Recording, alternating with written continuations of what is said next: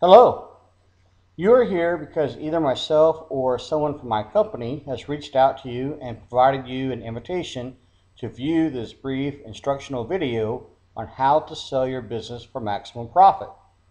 If you are not interested in selling your business, I apologize for the confusion. Someone must have misled you on the purpose of this video. You can stop watching the video and continue running your business. And I'm sorry for the confusion.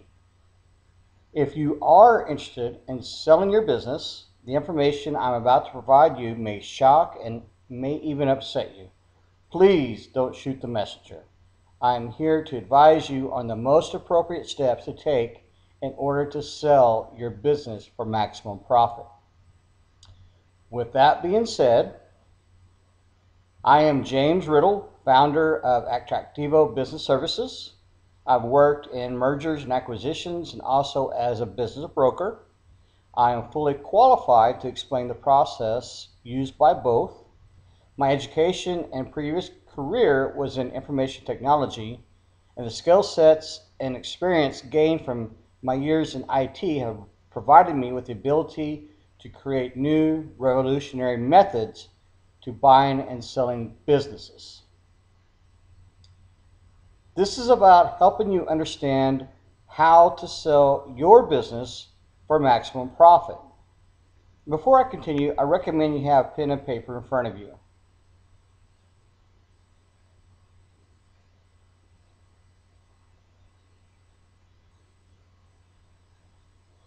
First, it is important for you to understand why you are watching this video. So please write down the reason you wish to sell your business. Do you want to retire? Do you want to buy a different business? Are you frustrated with the business and just want out? Whatever your reason, please write it down now.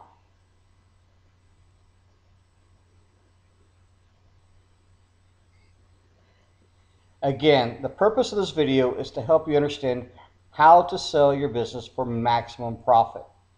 Let me explain what I mean whenever I say the information I'm about to provide you may shock and may even upset you. You see, according to the IBBA, the International Business Brokers Association, 80 to 90% of businesses listed by business brokers are never sold. Brokers mislead their clients as to the value of the business just to get the listing. So buyers end up wasting time and looking at overpriced businesses. Now, don't take my word for it. Here's what they said in Forbes. Richard Gadberry, a Dallas-based mergers and acquisition advisor, put the buyer search exercise into realistic yet sobering terms. According to the IBBA, the governing body of our industry, the percentage of listings that won't sell is more like 90%. Therefore, it is a daunting task and frustrating for a buyer to wade through the numerous listings that are overpriced, have unsupported cash flow, lack information, and brokers who are not well trained. So the best route is to assist a buyer with a direct search because the best listings are not on the internet. And they know little about the fundamentals of the underlying business, which results in a lot of wasted time gathering information that they should have in advance. Brokers are a bad option for sellers too. Typically, brokers just post listings online and do little more to find a buyer. They don't do all the hard work it takes to proactively find the right buyer for your business. Why? Because it's hard work, and most brokers, like most people, are lazy. So put up an ad, and if it sells, it sells, or so they believe. And if it doesn't sell, they don't particularly care. I mean, sure, they'd like to have it and get the commission, but their rates are so high, averaging 10 to 12% of the transaction, that all they need to do is sell one or two a year, and if the others don't sell, then so be it. But what about you? You've been locked into an exclusive agreement for them. You've wasted 6 months to a year of your life. You're frustrated, aggravated, disillusioned, and disappointed. You're left with the same problems that made you want to sell in the first place. You're stuck in the same situation you were before you listed with the broker. While the broker sits fat and happy enjoying his extravagant commission proceeds from one or two sales. But if you feel you must hire a business broker in spite of everything I just covered, refrain from signing contracts to brokers who have the following bad habits. What they say doesn't seem to match up with reality. Many business brokers attract clients by promoting their track record. And why not? Doesn't everyone use a resume of some kind or another to get a job or land a client? But what happens when that track record just seems wrong somehow? Is the advisor claiming they sell $1,000,000 business but only have a smaller type of business in their portfolio? Do they say they know your local market but advise clients all over the state or country? Any business broker worth their salt will be able to back up their claims with evidence. They should have a list of some of their recent transactions along with referrals from both buyers and sellers. An unwillingness to provide such evidence should be regarded as a red flag. They spread themselves too thin.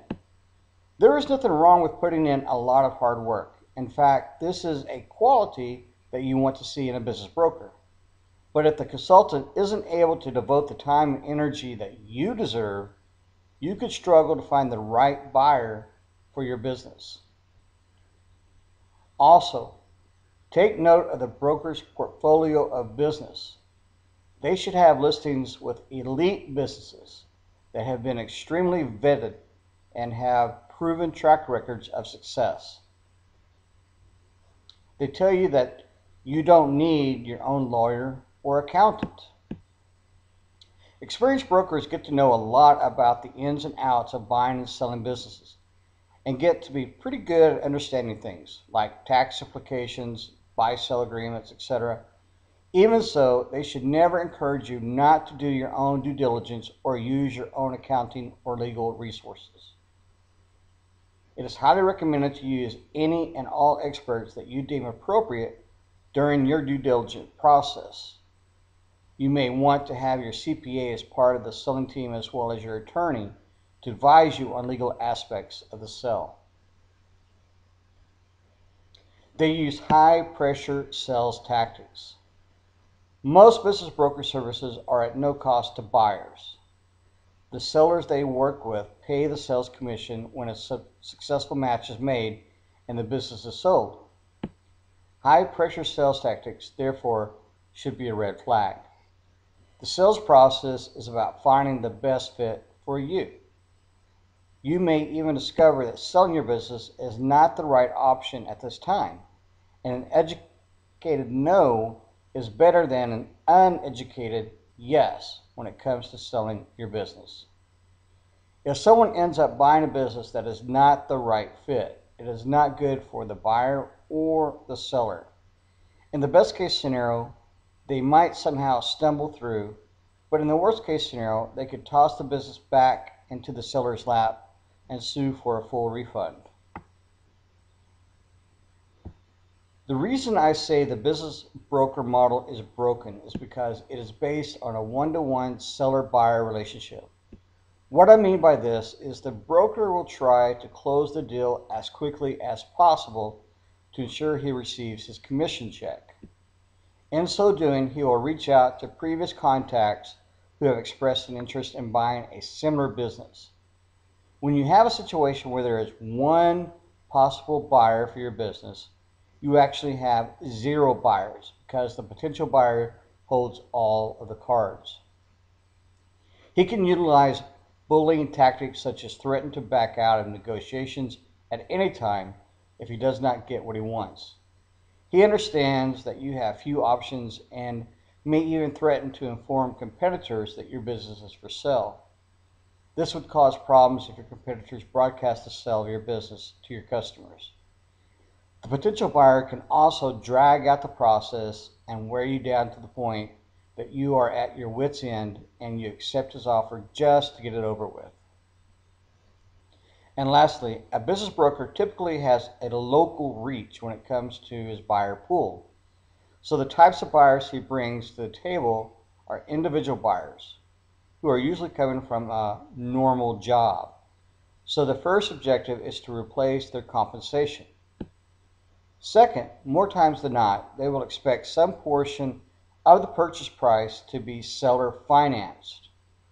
Finally, the individual buyer will be highly focused on how much bank financing they can bring to the deal. The deal that's not bankable is not likely to get done with an individual buyer. If they fail to receive financing for the sale, they won't have the money to buy your business. There is a better way. Sell it using a merger and acquisition firm or M&A advisor. Merger and acquisitions involving privately held companies entail a number of key legal, business, human resources, intellectual property, and financial issues. To successfully navigate a sale of your company through M&A, it is helpful to understand the dynamics and issues that frequently arise. The types of buyers M&A firms and M&A advisors can offer you are strategic buyers who will have a totally different perspective when they evaluate your business. They already own a business, and oftentimes that business will look a lot like yours. Their objective is to buy your business with the expectation there's some portion of your business they can integrate into their business. It might be they want your business to eliminate you as competition, or they may want one of your key employees or a large customer. The strategic buyer will usually want to integrate your business into their business and operate your business more profitably than you can. Here's the best part about a buyer having a strategic interest in your business. They tend to pay more than individual buyers simply because they have a different set of objectives. Another type of buyer an M&A firm or M&A advisors can attract are financial buyers. These buyers will be thinking about the return on investment that can be obtained from your business. They usually will have a disciplined risk-reward perspective, meaning the higher they perceive the risk of your business, the less they will pay for it. No surprise there. While there are no hard and fast rules about this, there are some parameters that will be helpful for you to understand. If your business has revenue of, say, $2 million or less, the financial buyer may be generally looking to pay 2 to 3 times your annual cash flow. This would imply the buyer is looking for a 33 to 50% return on their investment. There are a number of reasons why privately owned companies sell through M&A companies. An M&A advisor in New Jersey or anywhere in the U.S. can help businesses navigate the legal, intellectual property, financial, and human resources issues that come with buying or selling a business. An advisor is in an ideal position to help you navigate these issues as you seek to sell your business. Price maximization. If you are planning to sell your business, you are bound to receive multiple offers. Some businessmen simply take the best offer they can get. Engaging an M&A advisor can improve the prospects for the seller so that he can get the best value for his business. For example, liquidating 100% of your business may result in a lower acquisition price. This is because the owner of the business is not expected to be around to assist in the integration process. Therefore, remaining with a 10 to 20% stake of the company can inspire confidence and may generate a much higher acquisition price. This is also an advantage for both the seller and the buyer, since the seller will also gain if the stock price increases as a result of their contributions during the integration process. Eliminating doubts and facilitating M&A processes. Business owners may have a high net worth, but for some of them, the money is tied up in equity. The seller may want to turn this equity into cash to take care of emergencies, hospital bills, or sort out a financial issue. Under these circumstances, the business owner may be tempted to sell the moment they get the first offer. This can leave doubts and regrets about the business sold. To ensure the seller gets the price, an M&A advisor can assist in finding an acquirer. An acquirer can get the rights of ownership to a company to facilitate the M&A process. Since in these situations the business owner may not be available to assist in the process, large companies have strategic departments that can handle these processes, but they are often weighed down by legal technicalities and bureaucracy. Getting the right buyer for the right price. A business owner may be concerned about what will happen after he sells the company. For example, the owner may be worried about the employees' welfare and whether they will retain their jobs. Additionally, unless the seller is liquidating 100% of the business, he is going to be working with the buyer post-transaction to facilitate the acquisition and integration process. An M&A company can help the seller find the best price and a buyer the owner is comfortable working with. The M&A advisor is in the best position to find the best fit for the business that will address the concerns of the seller. The exit strategy. Sometimes the owner of the business may realize that the deal isn't right for them after they've sold their business. Starting the process all over again from the beginning can be challenging, especially for early stage companies. An M&A company should be able to save time and salvage the process by finding buyers who were excluded in the initial stages. Other strategies may involve finding partners who can provide funding for your business, who can then offer to buy the business once it starts making a profit. The fee structure. The standard M&A advisor fee model includes a work fee, oftentimes a retainer, referred to as retainer, and a success fee. This is a competitive industry, and fee structures are very consistent between firms of similar quality. At the extreme ends of the range, there are firms that will undertake engagements with no work fee, and also firms that structure their fees entirely on an hourly basis with no success fee. If you see these different fee structures and the reason for the differences not obvious to you, I suggest you find an exit coach or experienced mentor who can help you put them in perspective. This information about the quality and service of M&A firms and advisors is strictly for your benefit. The amount of the success fee oftentimes is based on the Lehman formula, accelerators, and the ideal fee alignment.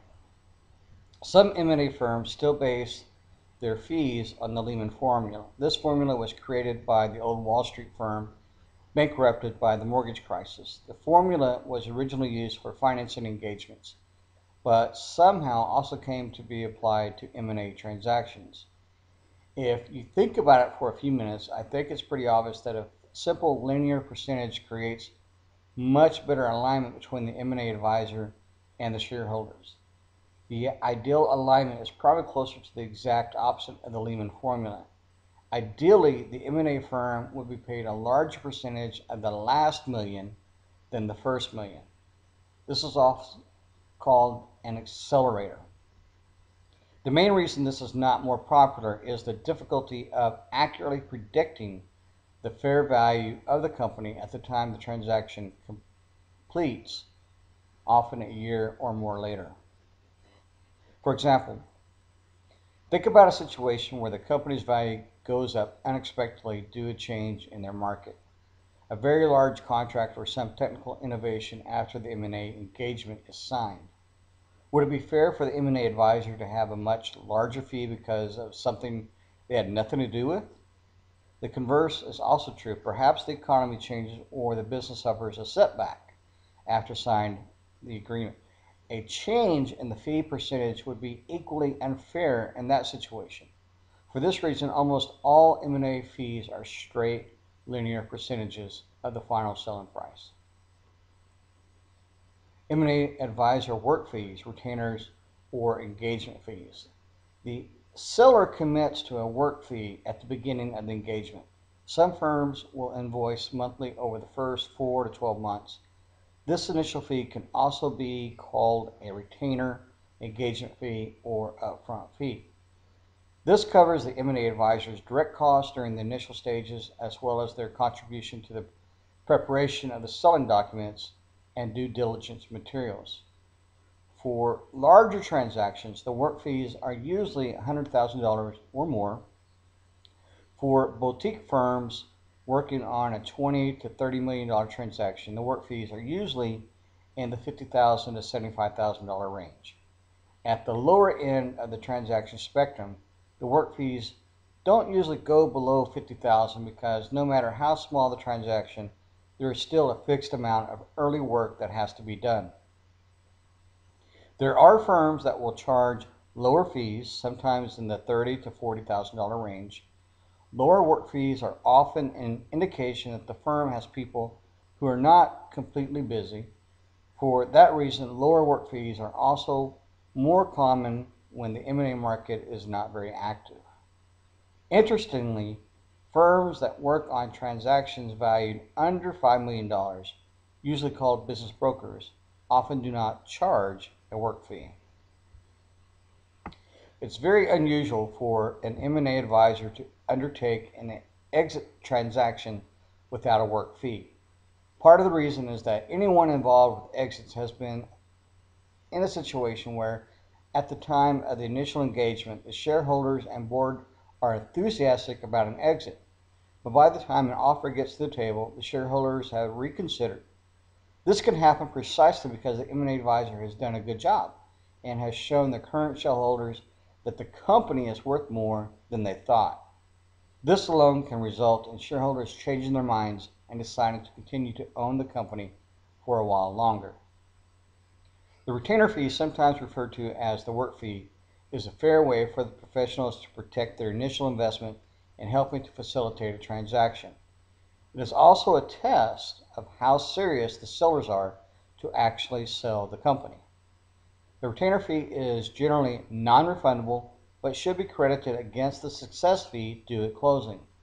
The typical retainer fee ranges from $50,000 to $100,000 in middle market transactions. You will also be required to reimburse the M&A advisor for out-of-pocket expenses. The M&A advisor success fees for selling a business are typically based on the Lehman formula, as I said before.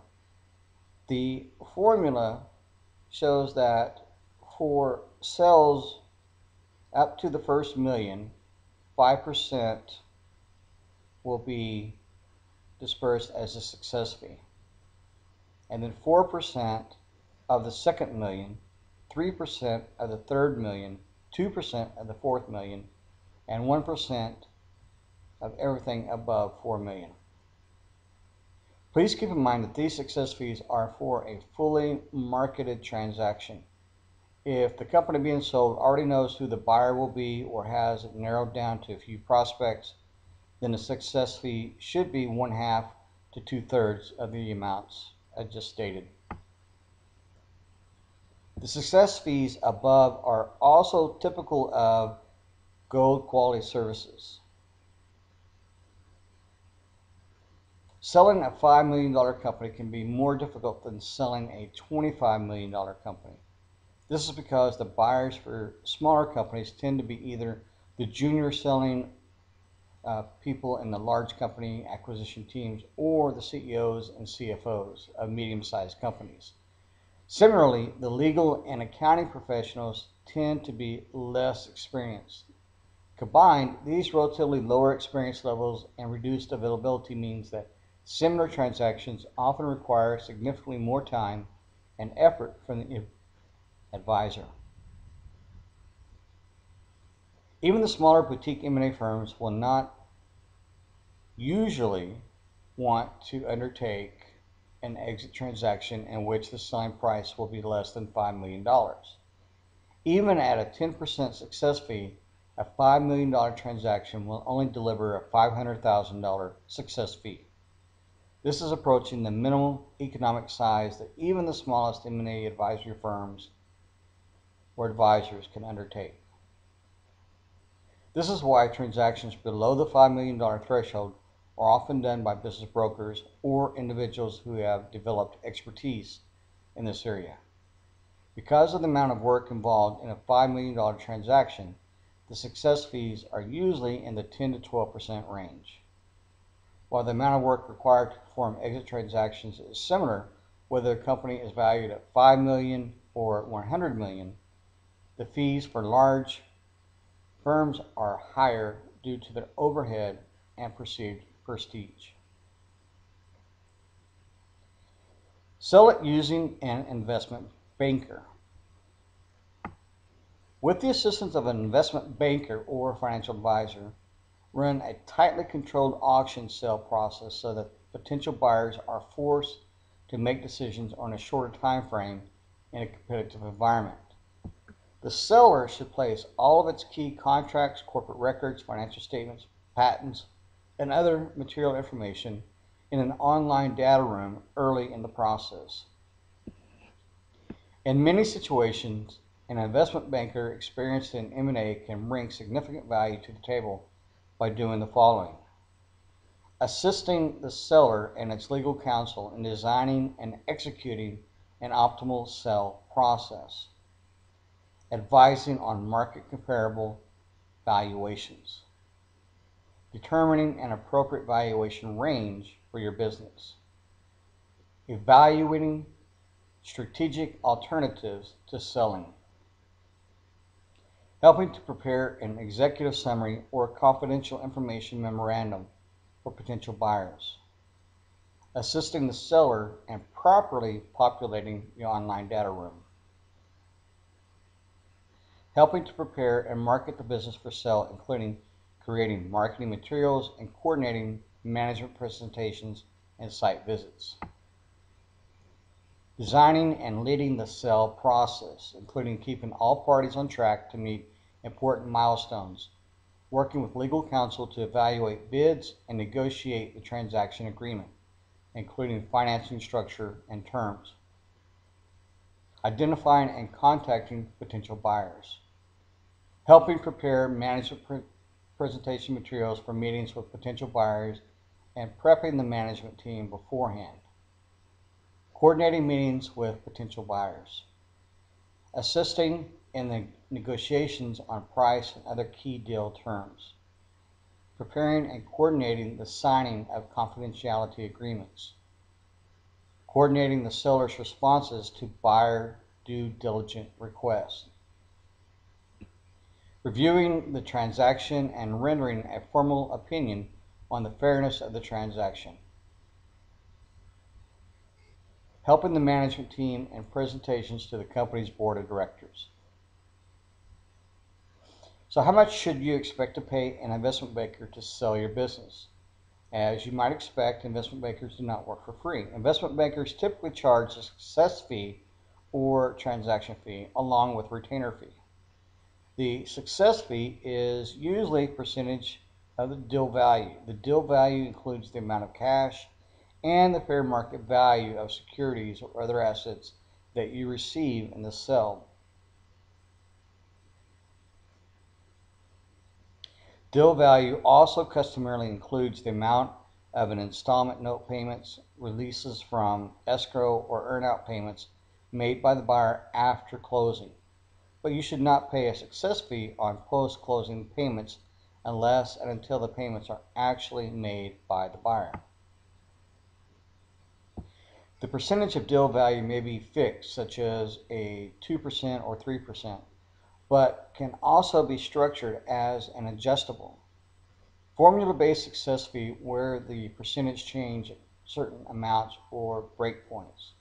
For example, the success fee might be structured as 1.5% for the deal value up to $20 million, 2% for the portion of deal value in excess of $20 million up to $30 million, and 3% for any portion of the deal value in excess of $30 million. The success fee is typically subject to a minimum fee that the investment banker must be paid at the closing. In my experience, the minimum success fee usually required by experienced middle market investment bankers is between $500,000 and $700,000. Investment bankers try to lock in the success fee and protect themselves against your terminating their agreement before the closing occurs. The engagement letter will likely include a fee tail period that remains in effect for 9 to 12 months after the engagement is terminated.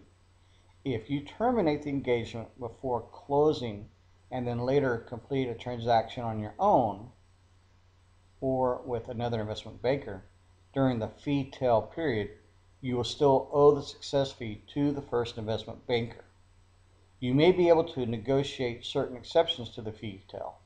For example, the investment banker may agree that the fee tail applies only to buyers that the investment banker contacted about the deal during the engagement. Investment bankers customarily require payment of an upfront retainer fee when the engagement begins. The retainer fee is generally non-refundable, but should be credited against the success fee due at closing. In my experience, the typical retainer fee ranges from $50,000 to $100,000 in middle market transactions. You will also be required to reimburse the investment banker for out-of-pocket expenses.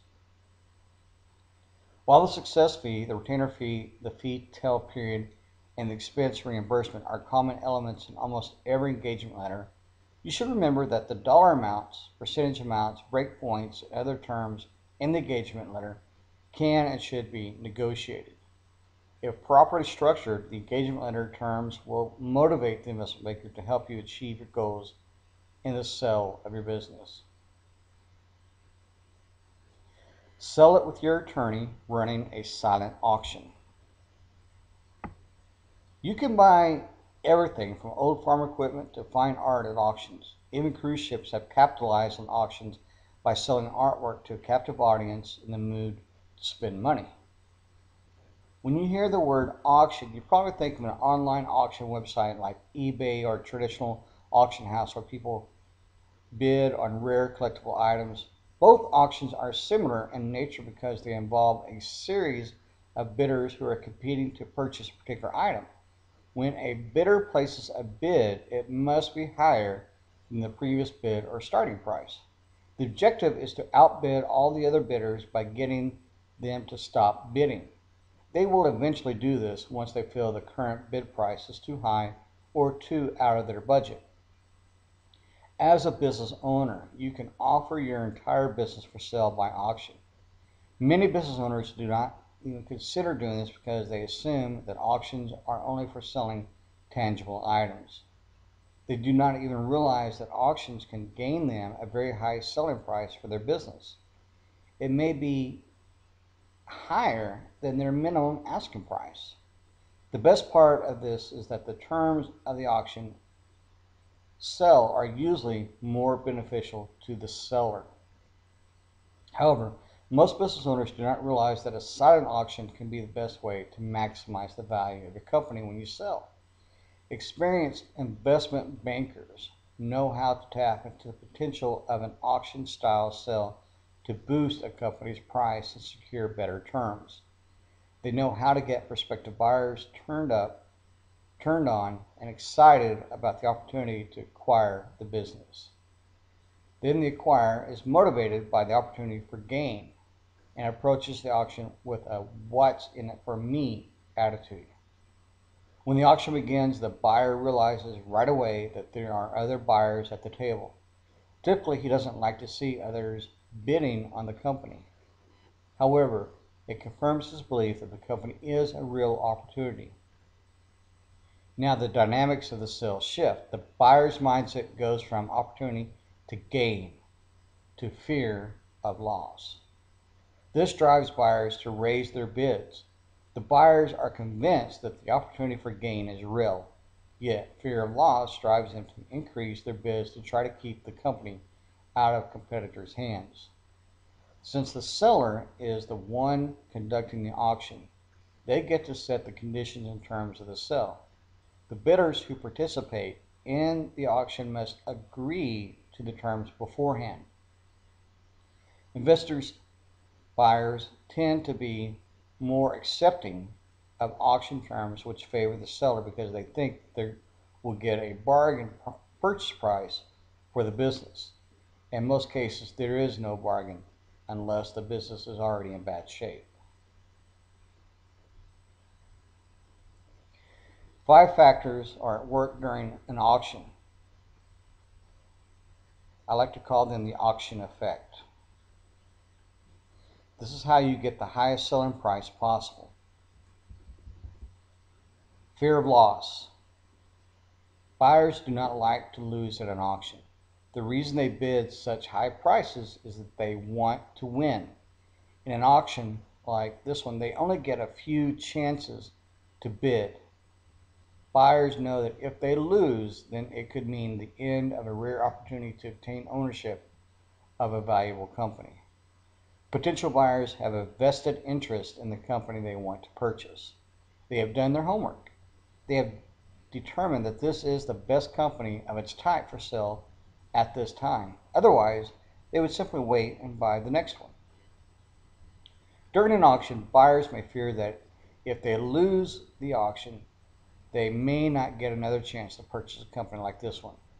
This fear drives buyers to increase their offers or negotiate better terms. Time pressure.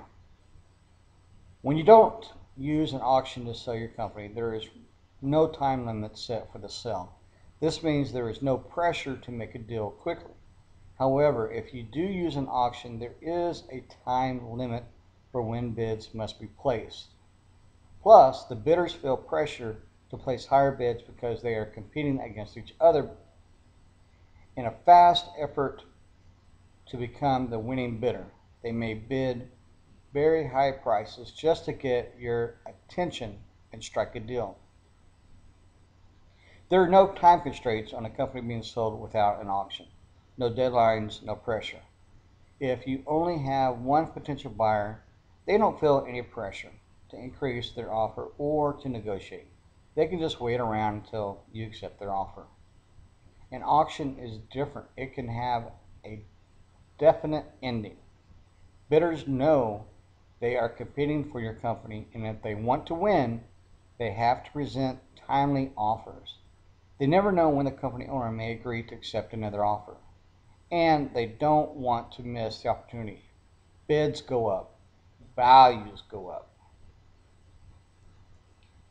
Competition. You don't want an auction with only one bidder.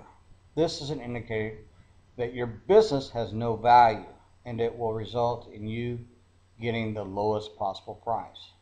Multiple buyers who are bidding to purchase the same business will drive the sales price higher. That is why you should invite as many qualified investors to bid on your company as you can. In today's business world, nobody likes to lose. Everyone wants to win. A lone buyer looking to buy a company does not feel any competitive pressure. They are the only game in town.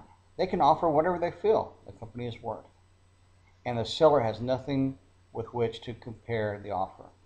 However, when you have multiple potential buyers, all of whom want the same company, they feel the competition. The seller has other offers to consider. The price goes up. Auctions provide built-in competition for your company. Perceived value. The true value of a company is not always determined by the assets of the company or by its performance. The true value of a company is what a buyer is willing to pay based upon their perceived value of the company. This has been proven over and over as billions have been spent on internet companies that have yet to make a profit. The buyer's perceived value defied normal business rules. A single buyer values a company based upon the value they see. During an auction, multiple buyers are looking at the company, and each has a different perceived value.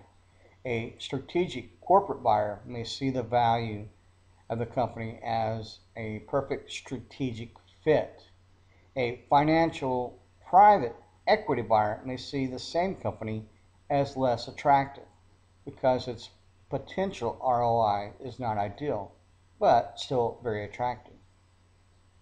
When you multiply the number of buyers, the perceived value is enhanced. Each suitor sees the company in a different light. You must compete with others to win. The perceived value increases. Again, the value of your business is determined by your potential bidders. You can present them with information about your company's assets and annual revenue, but this still won't determine the value in their eyes. The perceived value of your company could be unique per bidder. Perhaps one bidder has an idea on how they can enhance your company and make it even better. So they might be willing to bid a higher price just to have this opportunity. The biggest factor that influences a company's perceived value is the number of interested buyers there are for it. Like previously mentioned, bidders that see a lot of bidding competition will assume the value of the company is high. Otherwise, why would so many bidders want it? External validation. Bidders want some validation that your company is valuable enough to purchase.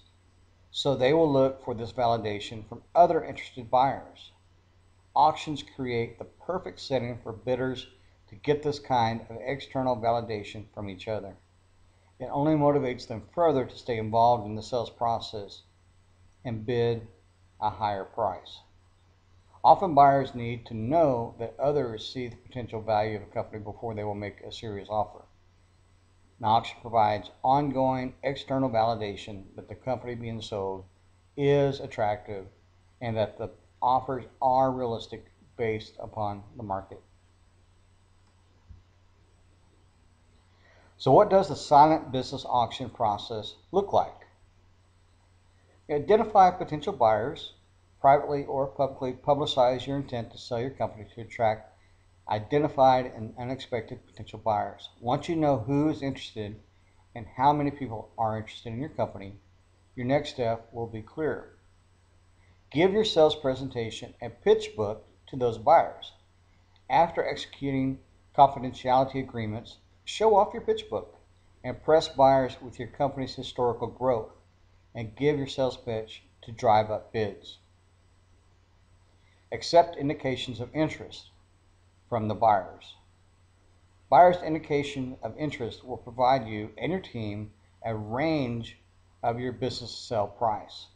Some buyers may offer $2 million to $4 million, while others may bid between $10 million and $15 million. Their offers will indicate the valuation you can expect from your business. Answer buyer questions. Next, give the buyers a chance to walk around your business and kick the tires. Begin working with those who have offered the highest bids and set up Q&A sessions with their teams. If you can answer their questions clearly and concisely, they may present a higher final offer than their indications of interest said they would. Receive and accept a final offer. After you've satisfactorily answered the buyer questions, let your final few potential buyers make their final offers. If they're competing against one or two others, they may raise their bids higher than you expected. Accept the bid. The highest bid or the bid from the buyer you like the most. Enter into final negotiations. Once you've accepted one buyer's offer, let your exit team and their purchase team negotiate terms that will be advantageous to both parties. Close the deal. Finally, get to the closing table, receive your check, and start the next phase of your life. So that's the most basic way to describe the way a business auction works. It's most likely not the auctions you've seen before, and it can be held publicly or privately. Not only does a silent auction help to enhance company value, it also provides the seller with more negotiating power. The seller can work with potential buyers to craft the perfect offer that more closely meets both their financial and personal goals. The estimated amount of attorney fees for selling with a silent auction is $15,000. The actual amount will depend on your attorney's hourly rate, experience level with silent auctions, and the amount of time of his involvement. Sell it yourself with seller resources. There are reasons you would sell your business yourself rather than through a M&A firm, M&A advisors, or an investment banker. Such as your business is a small business generating less than $5 million in annual revenue. You don't have the required retainer fees set aside for an M&A firm, M&A advisor, investment banker, or even your attorney. You wish to keep the majority of the proceeds from the sale and not pay a success fee to anyone. You have very little buyer interest. You want to pitch several buyers, not multiple people in multiple regions. You've already identified a strategic buyer, a family member, an employee, a competitor, etc. You wish to sell the business within 2 years max. So what does the for sale by owner using seller resource process look like? Identify potential buyers. Privately or publicly publicize your intent to sell your company to attract identified and unexpected potential buyers. Once you know who is interested and how many people are interested in your company, your next steps will be clear. Give your sales presentation and pitch book to those buyers. After executing confidentiality agreements, show off your pitch book. Impress buyers with your company's historical growth and give your sales pitch to drive up bids. Accept indications of interest from the buyers. Buyers' indication of interest will provide you and your team a range of your business sale price. Some buyers may offer $2 million to $4 million, while others bid between $10 million and $15 million. Their offers will indicate the valuation you can expect from your business. Answer buyer questions. Next, give the buyers the chance to walk around your business and kick the tires. Begin working with those who have made the best offers and set up Q&A sessions with their teams. If you can answer their questions clearly and concisely, they may present a higher final offer than their indications of interest said they would. Receive and accept a final offer. After you've successfully answered buyer questions, let your final few potential buyers make their final offers. If they're competing against one another, they may raise their bids higher than you expected. Accept the offer. The highest offer or the offer from the buyer you like the most. Enter into final negotiations. Once you've accepted one buyer's offer, negotiate terms that will be advantageous to both parties. Close the deal. Finally, get to the closing table, receive your check, and start the next phase of your life. So that's the most basic way to describe the way you can sell your business with seller resources. The process looks identical to the silent auction process with one exception.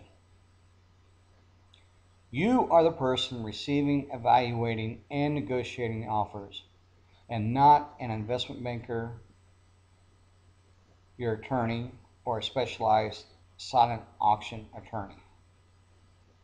You are also the one creating your company's pitch book and driving the process from start to finish.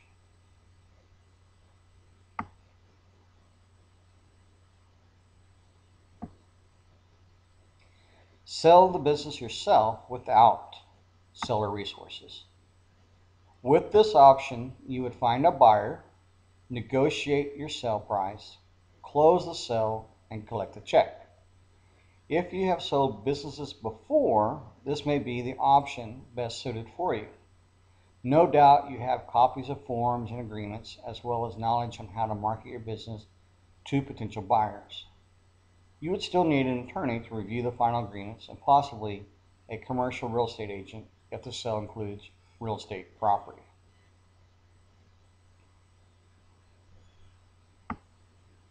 Now, please write down the options for selling your business. Option 1, sell it using a business broker. Option 2, sell it using a merger and acquisition firm or M&A advisor. Option 3, sell it using an investment banker. Option 4, sell it yourself with a silent auction. Option 5, sell it yourself with seller resources. And option 6, sell it yourself without seller resources. Now let's review each option. Option 1, sell it using a business broker.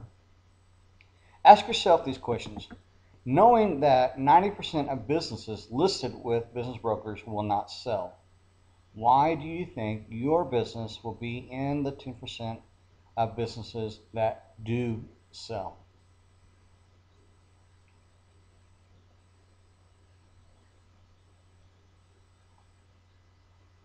How much time do you have to weed out brokers who have bad habits?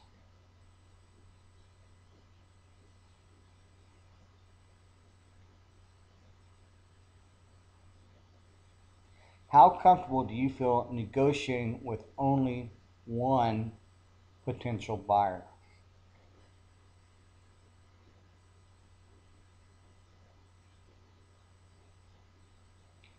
If you feel extremely confident that you can sell your business for maximum profit after answering the previous 3 questions, then circle option 1.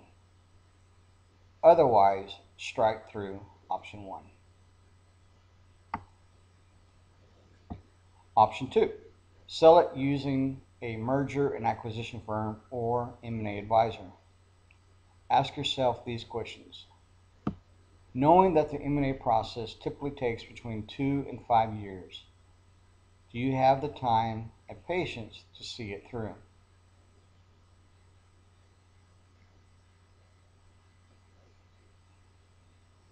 Knowing that the M&A firms and advisors typically charge an upfront fee anywhere from $20,000 to $50,000, do you have that amount available in order to begin the process?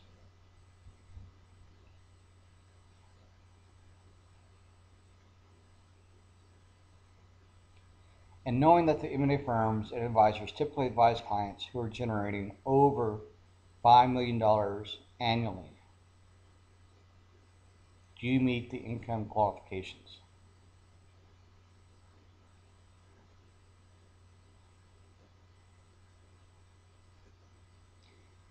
If you feel extremely confident that you can sell your business for maximum profit after answering the previous 3 questions with this option, then circle option 2. Otherwise, strike through option 2.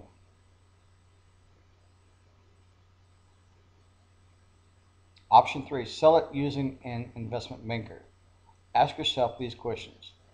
Knowing that if you terminate the engagement before closing and then later complete a transaction on your own or with another investment banker during the fee tail period, you will still owe the success fee to the first investment banker. Are you okay with paying the success fee?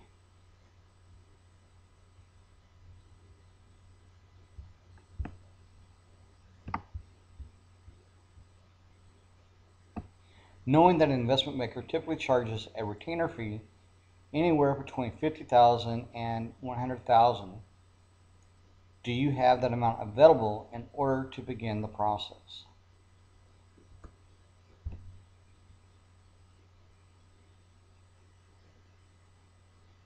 Knowing that an investment maker typically advises clients who are generating over $5 million in revenue annually, do you meet the income qualification?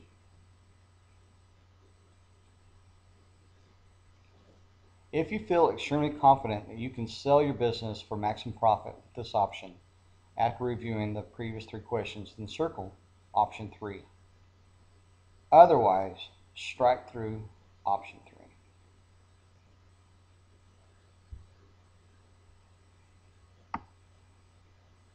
Option 4. Sell it yourself with a silent auction. Ask yourself these questions. If you had the training, resources, and guidance, how comfortable would you feel selling your business using a silent auction?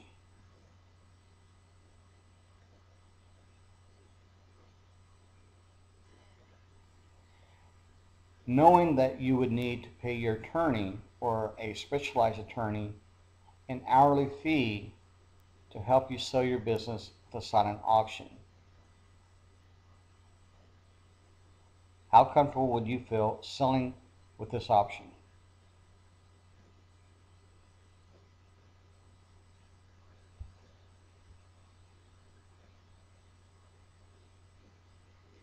Knowing that you would not need to pay anyone a success fee, how do you feel about selling your business with a silent auction?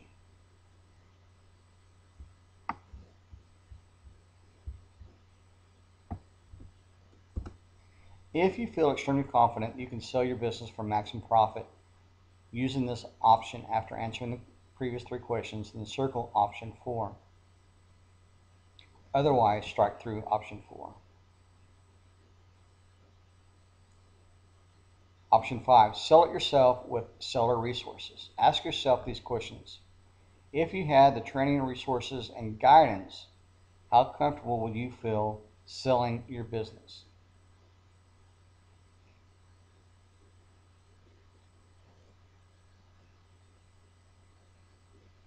Knowing that you would save attorney fees by using the forms and templates needed to sell your business, how comfortable would you feel about this option to sell your business?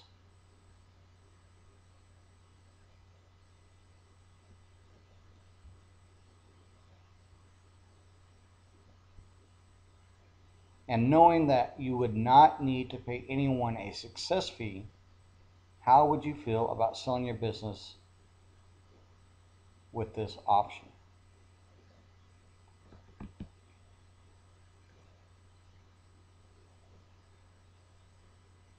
If you feel extremely confident that you can sell your business for maximum profit with this option after answering the previous 3 questions, then circle option 5.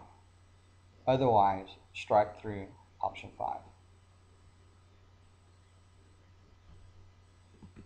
Option 6, sell it yourself without seller resources. Ask yourself these questions. How many businesses have you sold?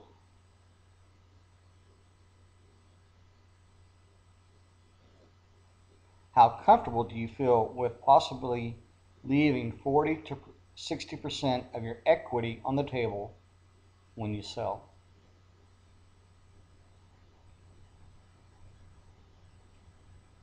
How comfortable do you feel finding the best buyer for your business who will be unlikely to toss the business back in your lap and sue you for a full refund?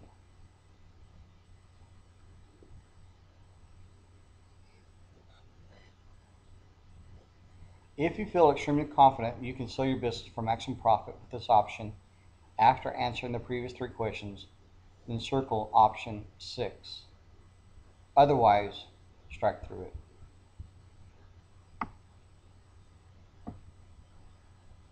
I hope this video has been helpful and has provided you with an understanding of the best way to sell your business for maximum profit. Selling a business can be an extremely financially rewarding experience. It can also be an extremely frustrating experience if you aren't equipped with the proper tools and resources. I encourage you to spend some time evaluating the resource list below and make the decision now to get what's needed to sell your business for maximum profit, because selling a business is a process, and the sooner you begin the process, the better the chances you will succeed. You will see a list of resources available to sellers when you scroll down below.